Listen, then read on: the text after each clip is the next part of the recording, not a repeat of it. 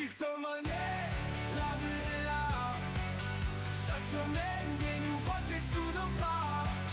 Investisseurs, gardez la foi. Récap crypto hebdo de la semaine 17, c'est-à-dire du 14 au 21 avril 2025. En termes de nouveautés, il n'y a pas eu grand-chose. Donc ça va être très rapide. Et après, on enchaîne sur les données on-chain et les graphiques.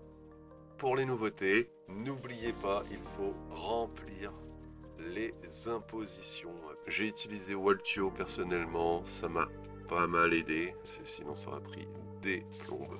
Commençons, Altcoin Season. Je répète, dans ce graphique, plus nous sommes bas, plus Bitcoin est fort. Plus nous sommes hauts, plus le reste, c'est-à-dire les altcoins, sont forts. On voit clairement que depuis le début d'année, Bitcoin est de plus en plus fort. Il avait environ 50%. La semaine dernière, il était à 13. Là, nous sommes à 18.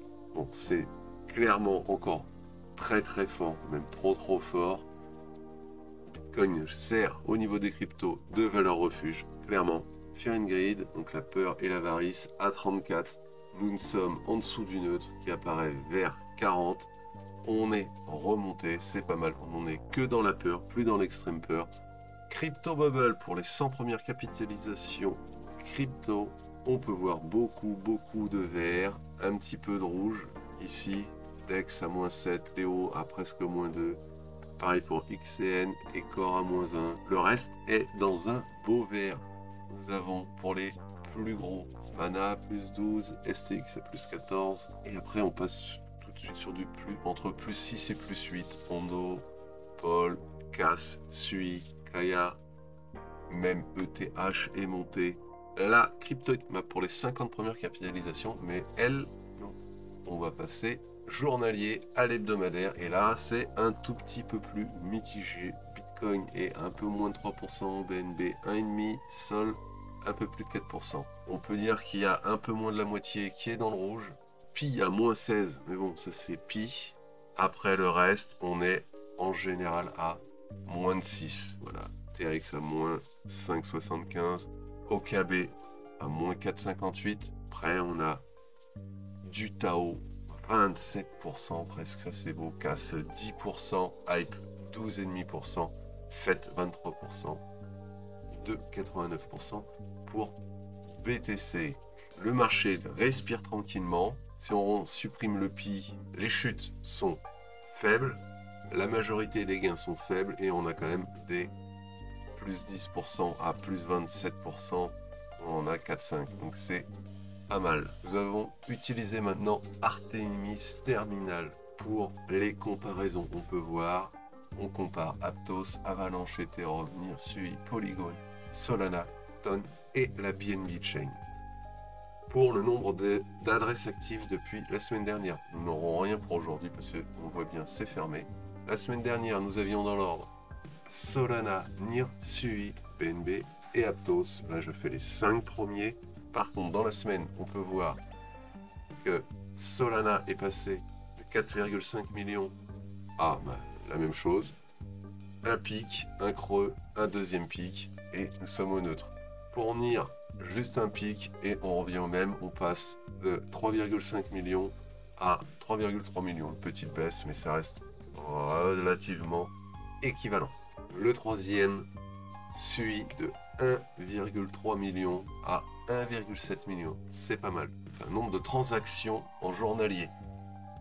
Le premier de loin, Solana, qui passe de 93 millions à 91 millions, avec des petits tressaillements, mais ça reste à côté de ça, que ce soit le numéro 2, le numéro 3, qui sont plus de 10 fois plus bas, 12 fois plus bas, NIR et SUI, 6,9 et 5 millions, 9,6 à 5,4, 40% moins pour NIR et SUI, qui reste à peu près stable à 4,8 millions. Les stablecoins, le cash, là ça change. Ethereum, Solana, BNB, c'est très plat.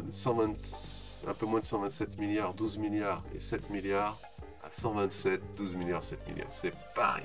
Ethereum est largement devant les autres. Il fait 10 fois plus que le second. Le transfert de volume de stablecoin. Ethereum, Solana, Polygon. Là, ça change. Petit changement cette semaine. Très intéressant. Ethereum qui passe de 37 milliards et demi à 35 milliards et demi environ. Petite baisse, mais il y a eu un pic en milieu de semaine. Solana à 7 milliards. Polygon à 3 milliards. Donc déjà, entre le numéro 2 et le numéro 3, il y a un divisé par 2. Polygon est monté à 4 milliards et 9 milliards et demi presque pour Solana, qui monte légèrement.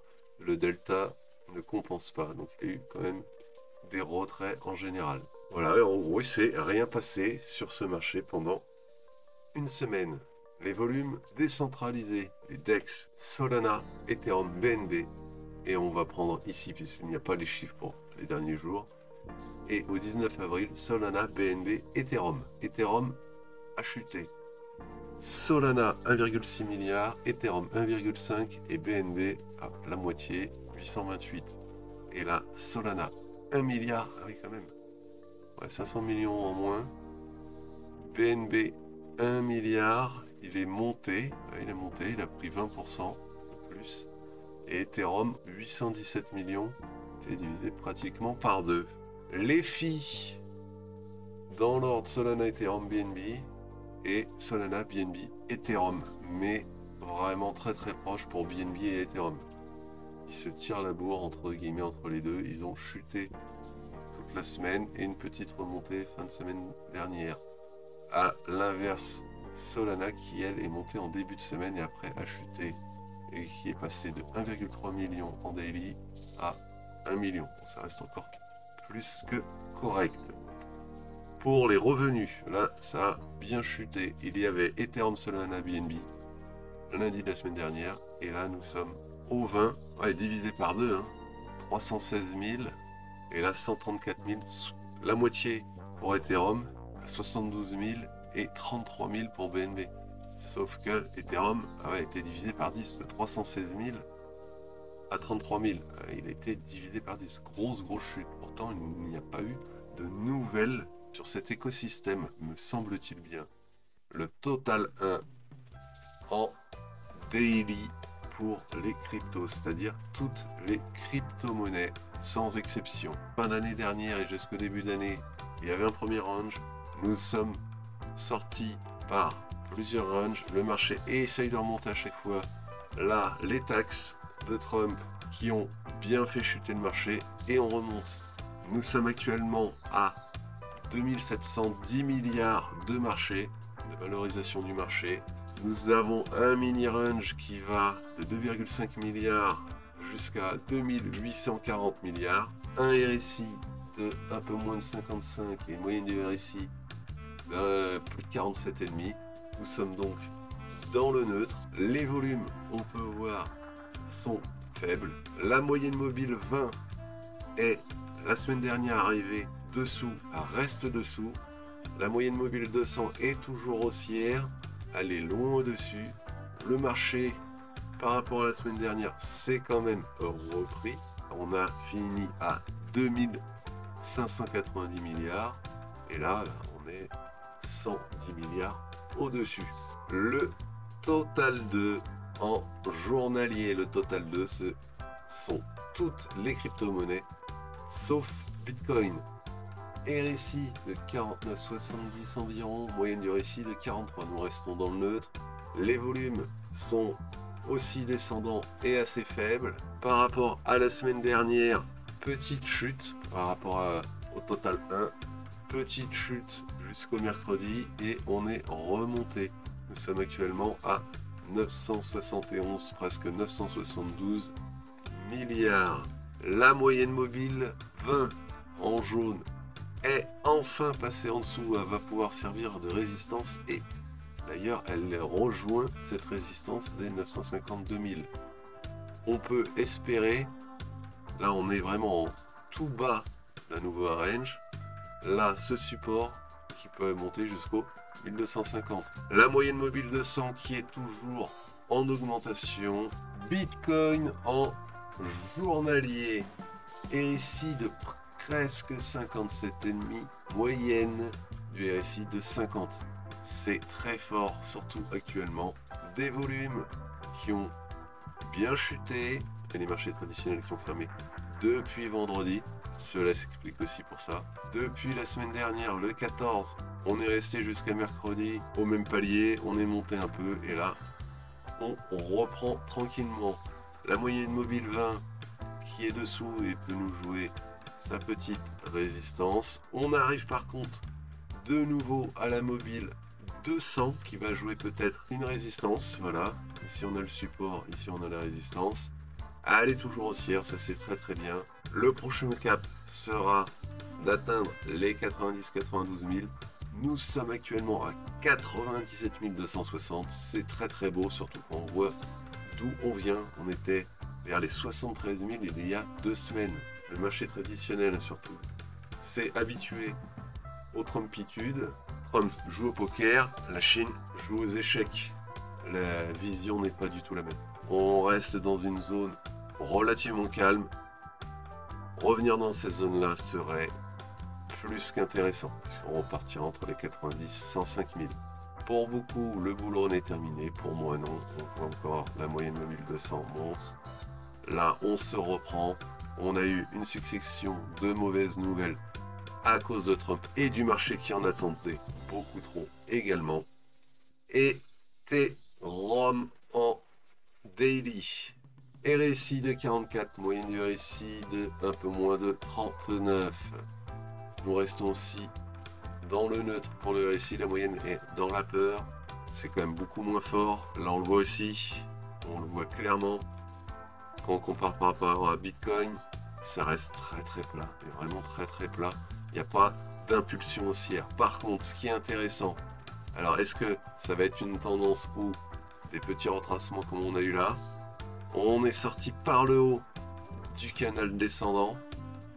Jusqu'à présent, les différentes étapes, on les a traversées et ça ne fait que chuter. Le 7 mai, il va y avoir la mise à jour Pectra.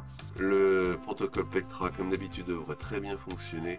Et quel est le but du protocole Pectra? Les blobs qui vont être doublés de 3 à 6 et les nœuds de validation qui étaient par 32 et là qui vont pouvoir passer de 32 à 2064, donc moins de nœuds et beaucoup plus de transferts moins chers. Donc sur du court terme, je dirais 2-3 semaines, peut-être un peu plus, les filles sur Ethereum, le layer 1, vont encore chuter. Cela va bénéficier au layer 2 et donc remonter à l'issue pour compenser cette baisse. La moyenne mobile 20 reste toujours, fait toujours, on le voit bien ici, office de résistance. On est clairement dessus. Nous sommes actuellement à 1627 $ pour un Ether. On reste dans ce petit range que j'avais fait il y a 2 semaines, entre 1536 et 1685. Première étape, sortir de ce range là. On est sorti du canal, on n'y retourne plus, ça serait très très bien. On passe au-dessus des 1685 pour atteindre les 1008 à 2000. Là, ça serait pour Ether exceptionnel. Ça redonnerait confiance en Ether et si le marché a confiance en Ether, les altcoins progresseront, quels qu'ils soient. Dernier graphique, Solana en daily. RSI de plus de 57, moyenne de RSI des 51, c'est quand même très fort pour la crypto. Les volumes toujours décroissants et assez bas. On est sorti du canal baissier qui avait depuis janvier de cette année. Par contre, on est bien sorti. On a atteint les 95 $. Nous sommes actuellement à 138 $ environ. Nous avons intégré cette zone des 130 $. Ça, c'est magnifique. Bravo à tous ceux qui ont pu acheter au plus bas. La semaine dernière, nous étions là, contrairement au Bitcoin, petite baisse et ascension. Nous avons percé les 110 et nous atteignons les 130. Prochaine étape, les 150. Voilà, pas eu de réelle nouveauté dans la crypto, à part faire vos déclarations. J'essaierai de faire ceci en live tous les lundis soirs et à l'issue le montage pour le faire en vidéo un peu plus propre avec du son. Je vous remercie pour avoir visionné ce récap crypto hebdo de la semaine 17.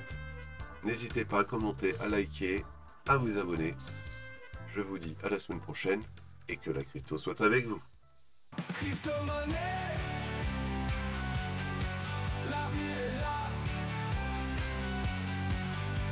semaine, des nouveautés sous nos pas. Investisseurs, gardez la foi. Dans ce monde digital, on trace la voie.